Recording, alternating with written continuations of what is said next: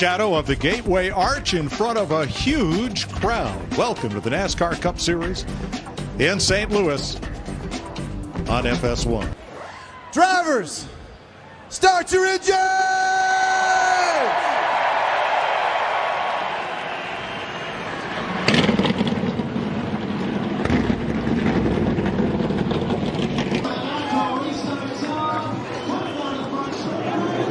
Green flag, the Enjoy Illinois 300 is underway, and McDowell gets a good jump.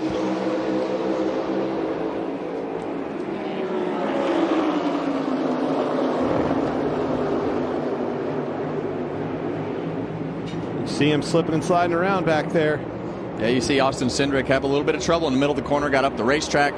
Turn 2 at the exit. Two cars at the back of the field have gotten together and spun. Caution's out. John Hunter Nemechek, Cody Ware, and we're under caution at lap 3. John Hunter Nemechek's on board.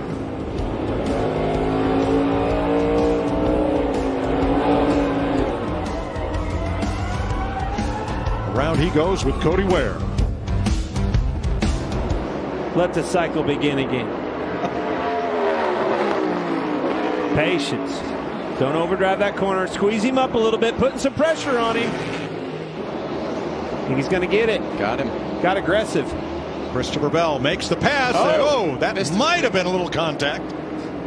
That or he was slow on his shift right there. We saw that happen with Josh Berry, and a lot of times when you have this no lift shift scenario, if you miss the shift, the car shuts off. So that's why you'll see some of these guys all of a sudden look like the motor brakes is because the rev limiter shuts the motor off. They're 17th on back. Final lap, stage 1. There's the green and white checkers, and Christopher Bell now has 3 straight stage wins. We are back to green, and Kyle Busch has a chance at the lead against Todd Gilliland.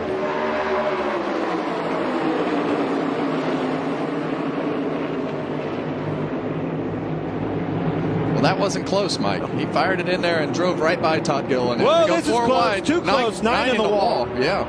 4 wide. 4 wide, still outside. Crossover by Cindric.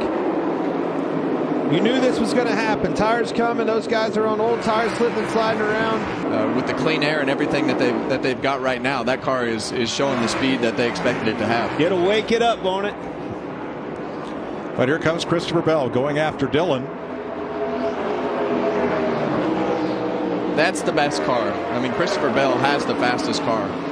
It's like we talked, when you fire off back deep in that track position, how long does it take to get to where you were before the pit stop? I agree. Of him. 4th place at stake. Oh, and Larson's in the wall. Larson loose under Kyle Busch, got into him. They're both in the wall. Ooh, this ain't going to be good. And leader Christopher Bell will come to the caution flag and should see the green and white checkers. That will end stage 2. 3rd time Bell has swept both stages in a race.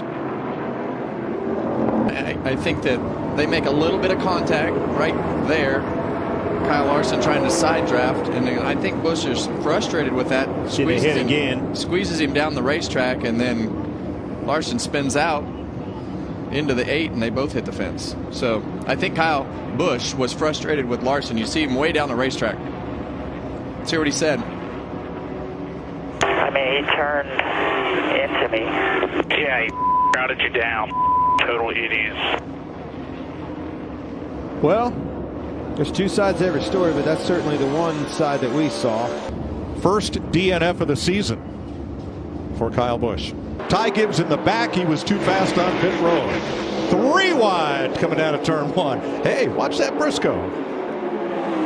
4 wide. Comes Cindric, turned down off that top. Blaney had to lift just a little bit. Austin Cindric, fantastic day for this 2-car. Fantastic weekend, mind you. Good qualifying session. Big turnaround for them and their team. And here's the 20 car. That's that traffic we're talking about. We know he has the speed. Keep the fenders on this thing. Be patient. Love what he's doing there on the inside. I mean, 12 wheels corner better than 4. Well, Christopher Bell's car has just been so good on the bottom of the racetrack, and he can carry just more speed than everybody else through the middle of the corner, and puts him in a position to be able to just look at this. Position beside the guys. Fourth at Atlanta. That is his only top 10 finish. And as we are now, and I admit it's early, we're now right in the middle of silly season. His name has come up, and he doesn't want to be part of that conversation. I ain't worried about him, but I'm worried. Well, and here comes Austin Cindric with him. Well, I'm going to say it, Clint, you were right. But I think he had to pit because of the fact that Ryan Blaney's he's still going to have a lap on him. Forced so his hand. He very much could leapfrog. Those two cars Austin had Cindric. such a massive lead. It was down to them. As soon as Blaney pitted, he had to. Now here comes Hamlin, right? He was the next car in line. They're all coming. It's going to happen. Jamie. Ryan Wilson, crew chief for Austin Cindric, said they are feeling the heat. They've got to get a win for the entire company. Today, they have been so good. He brings it down pit road for Austin Cindric. They fill him up, put some fuel and tires in that car. Now that would have turned the lead over to Joey Logano. Christopher Bell just went by Logano, who is headed for pit road now. And the signboard is out for Christopher Bell. And he's coming. There he is. Down to the access. No mistakes. Nope. Do not speed. Ross Chastain in and out after taking just right side tires. And here comes Bell. He'll make this stop with 46 laps to go. Brad Keselowski takes over the lead.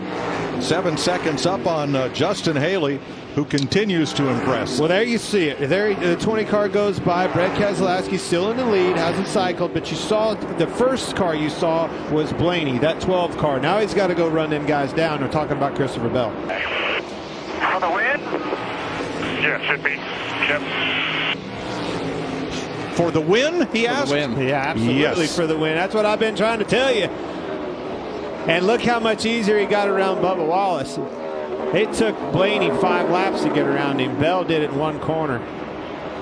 He's there. Being patient, right, and being courteous so far. But how many more laps does he have, Kevin, before it's time to get, what do you call it, dirty? Dirty. Not yet. I don't think he's going to have to. He's jumped cushion again. It's going to happen down here in 3 and 4. He might be clear here. Yep. Crossover move. Here it comes. It's not done yet. Now the 12 car is going to have to get dirty. Going to push him up. You're going to be at a deficit. Lap car ahead, Suarez is a Chevrolet. He's clear up. Wow. How about that? Now he's Another tight. slide He's job. going to have to lift on the exit. You see him crossing over. Look at his hands busy. If Bell can get alongside and try to use Suarez as a pick. It's them lappers. Suarez is vying for position. That's what I was saying. Look at that. Blocked him off. Took the air off of him. That thing's going to shoot up the track. Well, Fantastic racing out of these leaders. Good show. That's that cat and mouse game that we talk about. He was not expecting Ryan Blaney to go to the bottom of the racetrack, and you see what it does to the front of the car. Oh my gosh, guys! I didn't even look up. Here's Christopher Bell's radio. I'm blowing up. I'm blowing up. Game over. No way! Oh my goodness! On back around, Ryan Blaney Got his lap. Whoa, wrong. Blaney's out of gas. Something's wrong. White flag, 1 lap to go, sponsored by Credit One Bank, and we've got a new leader. I think he's out of gas. I think he is too. An official race too. White flag, no caution. Austin Cindric. Oh my gosh, what is happening? That's why Suarez was able to get around Blaney. Something stumbled on the number 12.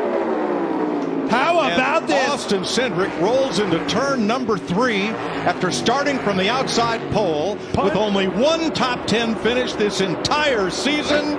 And he is going to the playoffs. Austin Cindric wins in St. Louis. Punch the ticket, Austin Cindric.